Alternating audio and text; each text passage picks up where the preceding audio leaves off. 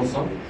وكان الحديث إنه لماذا دخول المؤتمر الشعبي الآن في هذا الجو تحديدا؟ وده رجع الناس لورا شوية، محطة ممكن إلى حد ما في التاريخ غريبة مشهودة.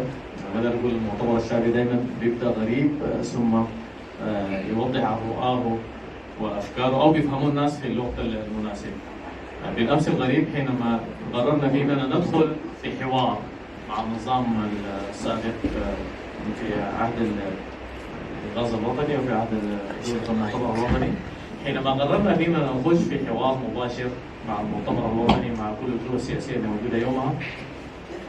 هذا الانعطاف كان جاء بمحاولات كثيفة وكبيرة من القوى السياسية السودانية، ونحن جزء أساسي منها في مسألة العمل المباشر في إطار إسقاط نظام المؤتمر الوطني والعمل على إسقاط النظام. يومها كنا جزء أساسي منه حتى أحداث 13 أو أحداث سبتمبر 2013 وما تمخض منها من تفاعل. يومها كنا في تحالف هو الإجماع الوطني، هو الإجماع الوطني فيه كل القوى السياسية الموجودة حاليا أو العدد الكبير من القوى السياسية الموجودة حاليا.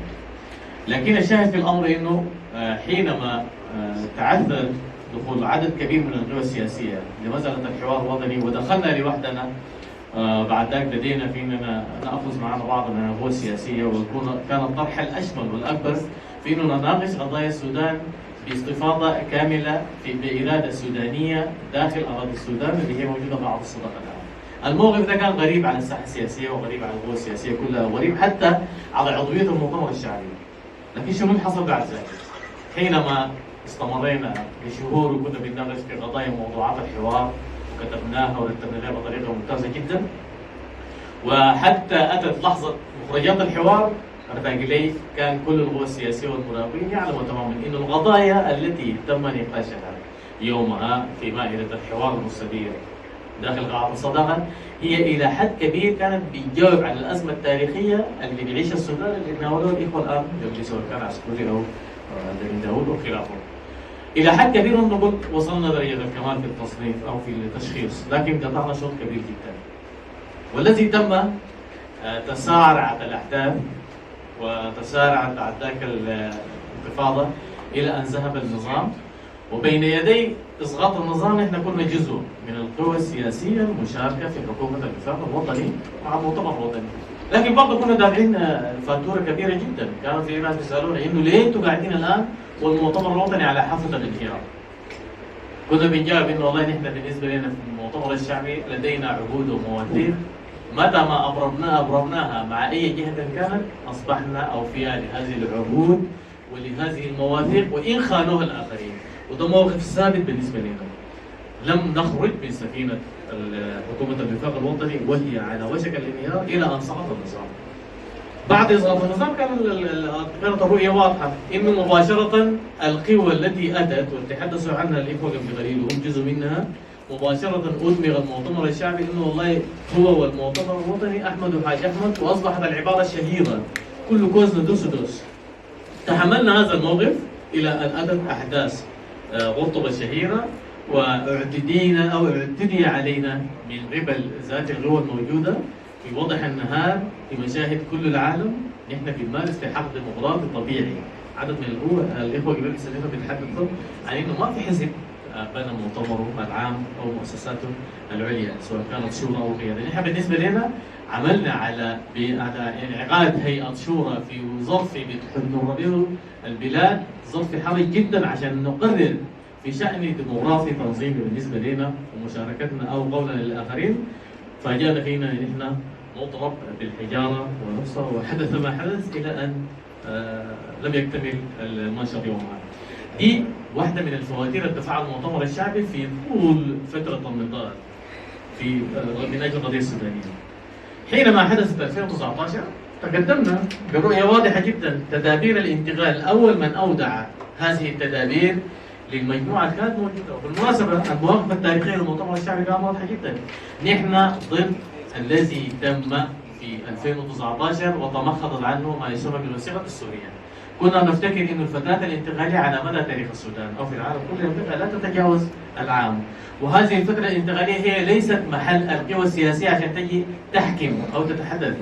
هذه الفترة الانتقالية هي محل ترتيبات محددة تسهل أو تيسر الانتقال لترد الأمانة إلى الشعب السوداني. إذا كان المؤتمر الوطني كان يدعي أن الشعب السوداني أتى به بتطوير وهو كان الحاكم، وإن ادعت القوى الثورية نفسها إنه والله الشعب السوداني نفسه قام بالانتفاضة وسلم هذه السلطة إلى مجموعة الحرية والتغيير، ينبغي على مجموعة الحرية والتغيير والعسكر الموجود معها يومها أن يردوا هذه الأمانة في أقل من عام، وما كان دخلنا في كل هذه المحطات الضيقة. لكن الذي جرى في أنهم جميعا استأثروا بالسلطة ووجدوا هذه المساحات في أنهم يحققوا مكاسب سياسية لهم. إذا طرحنا كان واضح جدا جدا في تدابير الانتقال اللي قدمناها إنه هذه الفترة لا تتجاوز العام، يتولى العسكر يومها على قرار تجربة السؤال الذهب من قبل، ونذهب مباشرة كقوة سياسية للشعب السوداني وهو يفيض ما يشاء. لكن شنو الحصل؟ الحصل في انه هذه القوى التي تتباكى الان هي التي وقعت الاتفاق مع العسكر، وفي اول سابقه في تاريخ العمليه السياسيه عندنا في السودان او حتى في المناطق المجاوره في الدول المجاوره ان تكون شراكه قوى احزاب مدنيه مع قوى عسكريه موجوده، وتبقى هي 50-50 في انه حقكم وين وحقنا وين، عندكم شنو وعندنا شنو، وبدات تعتقد التقاطعات. انا ما دار اتحدث عن الفتره هي بتفاصيلها، كلنا شهود عليها. فشلت فشلا ذريعا الى ان اتت في محطاتها الاخيره بالانشغال الذي تم في قوى الحريه والتغيير. اذا ماذا قال المؤتمر الشعبي في هذه المحطه؟ الوثيقه الدستوريه نفسها مع التعديل والتبديل والتزوير، واحده في الدرج وواحده في الترابيزه، تحدثنا عنها بوضوح تمام، وقال عنها الامين العام المعتقل الان الدكتور علي الحاج محمد فك الله اسره، قال هذه ليست وثيقه دستوريه، ده اعلان سياسي وحنمزقه في مؤتمر صحفي شهير جدا. الحمد لله لم نقدم على هذه الوثيقه لنوثقها، بل مزقت نفسها بنفسها، وكنا تماما نتاكد انه هذا اتفاق سياسي لا يسوى او لا يعني يرتقي لمستوى انه يكون وثيقه دستوريه بديله لدستور. كل الذي جرى نحن كنا نتفرج من مقاعد المتفرجين، لكننا كنا نكتب رؤانا وافكارنا ونتواصل مع كل هذه القوى السياسيه الموجوده سواء كانت في الحريه والتغيير او خلافه، الى ان وصلنا المحطه الاخيره بعد الذي تحدثوا عنه قبل قليل، انقلاب 25 اكتوبر. و25 كان انقلاب واضح جدا وشهير، حتى الانقلاب ده نفسه كان هناك بعض المجموعات تريد ان تحمل المؤتمر الشعبي فاتوره انه شارك في هذا الانقلاب. وفي المؤتمر الشعبي في اطار الترتيبات السياسيه دفعنا ثمن كبير جدا في اننا يعني نوضح ما جرى في 25 اكتوبر هو انقلاب عسكري وليست اصلاح وليست محاوله اصلاح ولا خلافه. وفي في في في في في مقابل ذلك نحن حقيقه عملنا عدد كبير جدا من الاجراءات والتعديلات الداخليه في الحزب لنضمن الخط السياسي الذي يعمل على القضيه الكليه، وهي كيف ان يخرج السودان من هذه الفتره الانتقاليه. مؤخرا حينما بدات هذه الرؤيه واضحه، تقدمنا ايضا كذلك بذات التدابير، وكنا كل لحظه نطور ما كتبناه من 2019 بناء على قراءات الواقع السياسي الذي نراه امامنا. ونحن نراقب بوضوح، كتبنا اخر حاجه هذه الرؤيه وقدمناها للقوى السياسيه، تمخضت عنها الجلسه الشهيره المعروفه والتي تمت في نقابه المحامين، وعلى مدى 3 ايام ناقش المؤتمر الشعبي مع مجموعه كبيره جدا من القوى السياسيه الموجوده، وتمخضت عن هذه الرؤيه ايضا جلسه اخرى لتوقيع اتفاق، وهذا الاتفاق ذهب الى دستور او مشروع دستور.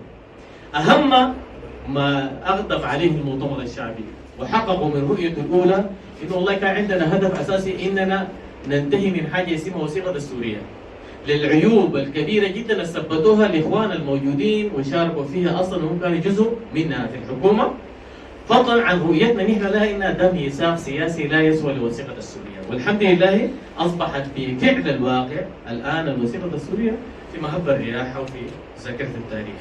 الخطوه الثانيه كنا نعمل من وقت مبكر جدا انه ما يكون العسكر جزء اساسي من الحاكمين في الساحه السياسيه مع القوى السياسيه، لكن باراده الظروف او ما تم ما بين القوى الحريه والتغيير والعسكر جعل العسكر موجودين وصلاء في العمليه السياسيه حتى هذه اللحظه، وكنا نعمل على انه لابد ان ينعزلوا من الساحه السياسيه ويكونوا في محطه محدده هي الهدف الأساسي منها متابعة الإجراءات العسكرية والأمنية التي تعنى بأمن وسلامة البلد، وده حققناه الآن في طرحنا وحققناه في المشروع بتاع الدستور الآن اللي مطروح.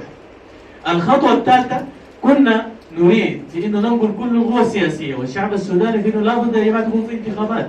منو من القوى السياسيه شاركت الان في الحريه والتغيير طيله الثلاث سنوات او الموجوده لليله هي جزء من الحكومه بيتحدث عن انتخابات. ما في زول بيتحدث عن انتخابات، كل القوى السياسيه بتتحدث عن وثيقه دستوريه، تعديل الوثيقه الدستوريه، تمديد الفتره الانتقاليه، مش عارف ايه، على اساس انه يكونوا باغين في كراسي الحكم. بالنسبة لنا هذه مشكلة كبيرة جدا، لابد أن يكون هناك حديث مباشر وقوي جدا في أن ترد هذه الأمانة إلى أصحابها وهم الشعب السوداني ليغرروا من يشاء. من يأتي لهذه الحكومة منتخبا هو من يحمل التفويض يومها ويفعل ما يشاء بحكم التفويض الشعبي. لكن أي زول ما عنده تفويض ما ممكن يكون قاعد في كرسي عشان يشرع، سواء كان هو دار علمانية ولا إسلامية ولا دائرة سليقة ساكت. ما في مساحة بينك تتكلم عن هذه المسائل، لأنه هذه الأمانة عندها أصحاب وعندها أهل، إذا حملوك لها بحقها ومستحقها تأتي وتفعل ما تشاء وترد الأمر في استفتاء أو خلافه يحقق. هذا الأمر هو الاستقرار السياسي. نحن بالنسبة لنا ذاهبين في هذه الإجراءات وحققنا هذه المكاسب الثلاث. الآن نتحدث عن الفترة الانتقالية، مفترض تكون منذ التوقيع على مشروع الدستور الانتقالي الذي بين يدينا الآن، انه يكون سنتين لا تتجاوز السنتين ومباشرة دخول الفترة الانتخابات. إذا حينما نتحدث عن انتخابات تمزيق الوثيقة الدستورية ونتحدث عن انه لابد في انه تكون هنالك اجراءات واضحة او محطات واضحة ما بين وجود العسكر الامني المختص بامن وسلامة البلد ووجود القوى السياسية في مساحتها، عشان ما نقول بعد ذاك السياسة فشلت، الاحزاب السياسية ضعيفة، الشعب السوداني، الشباب، كل ده ان احنا بنعتبر ان البلد كلها الان في مرحلة انتقالية. الشباب الموجود الان والثوار الموجودين في الشوارع دي في فترة انتقالية، ما راضيين بالاحزاب، الاحزاب ما قادرة تصادم، مش عارف ايه، دي الان عملية بتاع التخلق والتشكل يتشكل فيها الراي والمزاج العام السياسي. الكلام ده ما بيتضح الا مع نهايه الفتره الانتقاليه ودخول الانتخابات، تاتي بعد ذلك الاحزاب السياسيه ماذا تطرح، وهل فعلا هي قادره انها تخاطب القضايا سواء كانت الفدراليه بمشكلاتها وتعقيداتها المختلفه الكثيره او سواء كان قضايا الشباب او خلافه. نحن في المؤتمر الشعبي ظلينا منذ مفاصلتنا للنظام البائد القديم، وبل منذ 89 وبل حتى هذه اللحظه نتحدث عن النظام الفدرالي، ورسخنا على قرار التجربه الى حد كبير ما ذهب اليه الدكتور عسكوري الان في انه في فدراليه موجوده الى حد ما قد لا تكون اكتملت لمرحله المطلوب، لكن اساسيات المرحله السيستم الفدرالي موجوده الان ممكن الناس يبنوا عليها. ده ارث كبير جدا اجتهدنا فيه في المؤتمر الشعبي، نقبل فيه انه الاخرين ونحن معاهم نكمل نواقصه، وتبقى دي تجربه بالنسبه لنا مهمه. المحطه الاخيره الان نحن نتحدث عن اعلان مبادئ. شنو يعني اعلان المبادئ وشنو الدستور الانتقالي؟ ما احنا مزقنا الوثيقه الدستوريه او انتهت، مزق العسكر ومزقوها الحريه والتغيير نفسهم ومشوا السجون وبعدها بقوا موجودين خارج الحكم، تسيد النظام عسكري تماما. هناك بعض القوى السياسيه هي لا زالت موجوده تحن الى العسكر وقريبه من العسكر وده ترتب مع العسكر. الان المسرح السياسي في السودان انقسم الاثنين، يا مع العسكر في انقلاب 25 وبعد ذاك في ضده كده الناس بيتحركوا، او ضد الانقلاب بتاع 25 مباشره ونعمل على عمل واضح جدا جدا يوصل للفتره الانتقاليه. في ظل احنا موجودين الان ما عندنا تحالف سياسي الان مع قوى سياسيه بعينها، ما جزء من كتله سياسيه نحن ضد اليمين ولا مع اليسار ولا ضد اليسار ولا مع اليمين. نحن الان في طريق ثالث تماما، الهدف الاساسي منه في انه نيسر مائده مستديره لنا وللقوى السياسيه السودانيه كلها، على اساس انه نجلس مع بعض نشخص موضوعاتنا من خلال وعرض افكارنا. لانه جرى حديث كثير جدا عن الساحه السياسيه دي، السفارات، المخابرات، الاختراق، من الذي اتى بذلك؟ شخص الاخ عسكري قبل قليل، حمدوك وما ادراك ما حمدوك والدرس الامميه وهو اذا ده واقع. الواقع ده احنا كمؤتمر شعبي الان لقيناه موجود. لكن هذا الواقع سنتعامل معه بهذه الرؤيه، انه الذي يمكن ان يقطع الخط الان على المخابرات وعلى السفارات وعلى المنظمات الاجنبيه وغيره هي اراده الشعب السوداني التي يمكن ان تتحقق وتجلس في مائده مستديره واحده. ومن هذا المنطلق نحن الان بالرؤى التي نحملها سواء كان في الدستور المشروع الدستور الانتقالي او خلافه، نحن بنقول انه يا جماعه هذا ما نراه وهذا ما نؤمن به، تعالوا انتم الاخرين بما تروه وتؤمنون به ونجلس الى مسيره واحده. هنا سيتحقق تماما انه نحن كقوى سياسيه سودانيه بنعمل على سياده الشعب وعلى اراده الوطن، وبنعمل كمواطنين سودانيين بعيد عن القوى الاقليميه والدوليه والمخابرات والسفارات وغيرها. وخلونا نحط السفارات دي كلها زي ما قاعدين نذكر كثير جدا في مرحله المراقب، وفي مرحله البعثه الامميه تظل في مرحله او في مركز اللوجستيات اللي جاتها وفق الخطاب المكتوب، لانه ده واقع لقيناه موجود قدامنا. الواقع ده حنتعامل معه باننا نغيره في انه يطلع من اراده الشعب السوداني واراده القوى السياسيه، وتصبح هذه الاراده هي اراده حقيقيه. بالنسبه لنا التوقيع على اعلان المبادئ ان كان تم غدا الاثنين او بعده او خلافه هو خطوه اولى، وهذا الاعلان لم يكن يا اخ كريم ولا الاخوه الموجودين هو مغلق. هذا الاعلان سيظل مفتوح لكل القوى السياسيه في الساحه السياسيه السودانيه، لكل حركات الكفاح المسلح عدا المؤتمر الوطني، ودي الشروط اللي جابها الثوره نفسها. قالوا يا اخي مساحه الان لكل القوى السياسيه عدا المؤتمر الوطني.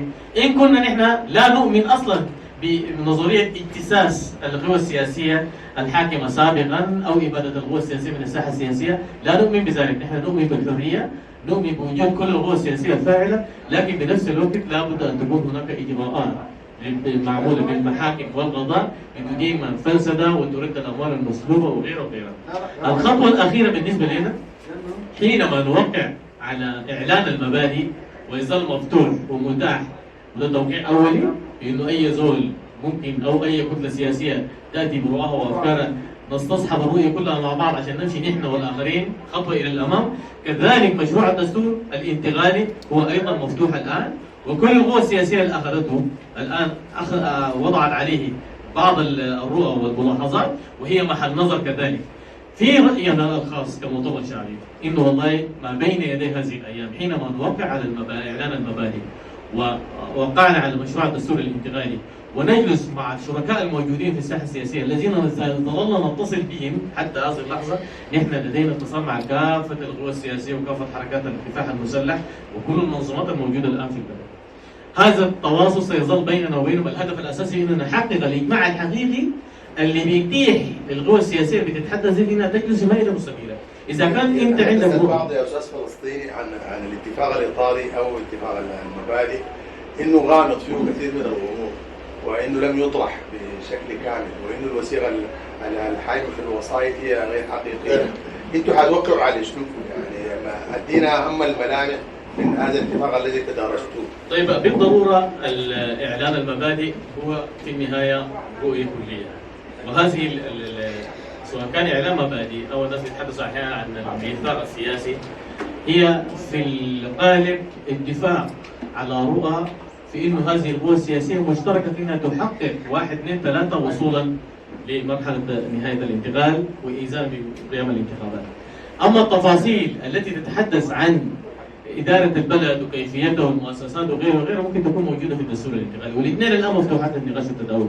المهم بالنسبة لنا الآن في الإعلان لازم نتحدث عن إنه الإعلان قامي، الإعلان موجود. أنا بفتكر إنه القوى السياسية الموجودة الآن وأخذت هذا الإعلان هي على دراية كاملة بكل تفاصيله. أهم ما فيه وضعية القوات المسلحة أو الجيش السوداني الآن من العملية السياسية، وده بناء على التنازل او الطرح اللي قالوه قبل كده سواء كان البرهان او حميدتي رئيس المجلس السيادي ونائبه حينما ذكروا اننا خرجنا من العمليه السياسيه تماما والان نترك المساحه للقوى السياسيه. نحن في اطار هذا الاعلان تحدثنا بوضوح جدا عن انه هناك كثير جدا من المشتركات والمستحقات ينبغي ان توضح بوضوح اين يوجد العسكر في الدوله السودانيه، اين توجد القوى السياسيه. هناك قضايا مهمة، قضية السلام مثلا، اتفاق السلام مهما اختلف الناس حوله فيه محاور، اتفاق ما لبى الطموح، حتى هذه اللحظة ما تم فيه إنفاذ أي من البنود. نحن بالنسبة لنا مجرد التوقيع على اتفاق السلام هذا مرحب به، لأنه نقل الناس من مربع البندقية إلى مربع الحديث في الندوات وفي الحديث في الأماكن العامة، وبالتالي ما الاتفاق بالنسبه لنا مضمن في هذا الاتفاق، وهو محل اعتبار ورؤيه مع المراجعات التي تلي هذه القوى او حركه الكفاح المسلحه اللي وقعت عليها. في قضيه ايضا مهمه، مساله مستويات الحكم نفسها. يعني صحيح بيتحدث عن مجلس تشريعي، منذ بدايه الثوره تم تكوين حكومه اولى وثانيه وثالثه، ما تكون مجلس تشريعي اصلا. في المؤتمر الشعبي كان لدينا رؤيه خاصه في انه والله عمليه قيام مجلس تشريعي في ظل فتره انتقاليه فيها ملايين من الشركاء، سواء كان حركات مسلحه، احزاب سياسيه او لجان مقاومه ومنظمات مجتمع، يصعب جدا في انك تشكل هذا المجلس ويكون قايم بمهام تشريعيه. لكن في النهايه الرؤيه هي خاضعه برضه للتفاوض. نحن نفتكر هذا الجسم يمكن ان يعاق في التشريع عنه كما كان سابقا ما بين المستويات العليا سواء كان السيادي او المجلس. انا بفتكر انه الاعلان السياسي او اعلان المبادئ ما هو نصوص يمكن ان يختلف فيها نفرين، هي عباره عن متفقات عامه. اي حزب سياسي او اي حركه مسلحه بتفتكر انه والله المفترض نمشي بالرؤيه دي عشان نصل لمرحله الاتفاق حول النهايه واذا بالانتخابات. الاختلاف يجي وين؟ الاختلاف يجي في مشروع الدستور الانتقالي، لانه حينما يعلو الدستور على وثيقه الدستور اعلان المبادئ نفسه يظل الدستور هو الحاكم. الدستور هناك لغط كبير جدا جدا، اكبر ما فيه الان حكايه المدنيه والاسلاميه او الشريعه والدين او خلافه. هذه الرؤى وهذه المسائل هي معتبره بوجدان الشعب السوداني، لكن انا بالنسبه لي الان كمؤتمر شعبي ما من حقي ان اتحدث الان عن اسلاميه ولا علمانيه في ظل فتره انتقاليه سنتين، ولا من حق الزول الموجود الان سواء كان يساري او خلافه ان يتحدث عن هذه المسائل. هذا الميدان محله الشعب السوداني، اذا كانت اراده الشعب السوداني العلمانيه هي غالبه فلتاتي بالدستور العلماني، واذا كانت اراده الشعب السوداني الاسلاميه هي غالبا فلتاتي بالتشريع الاسلامي. هناك حديث كثير يصير الان في الساحه السياسيه عن تسويه، هو ما في تسويه سياسيه بين نفر او بين مجموعه والاخرى. هناك رؤى، هذه الرؤى ينبغي ان تتحقق في اطار المبادئ وفي اطار الدستور المشروع الدستوري الانتقالي اتفاق كلي. كلنا لا يمكن ان نتفق انه والله او لا يمكن ان نختلف انه الان ما في زول عنده حق في انه هو يحكم دون اذن الشعب، فخلونا نتفاهم في قضيه كليه بما فيها بعد ذاك الرؤى المختصه بمساله الانتخابات وعمليه الانتخابات والبروسيس بتاعها طويل جدا واللاجئين ومش عارف النازحين وهذه المسائل.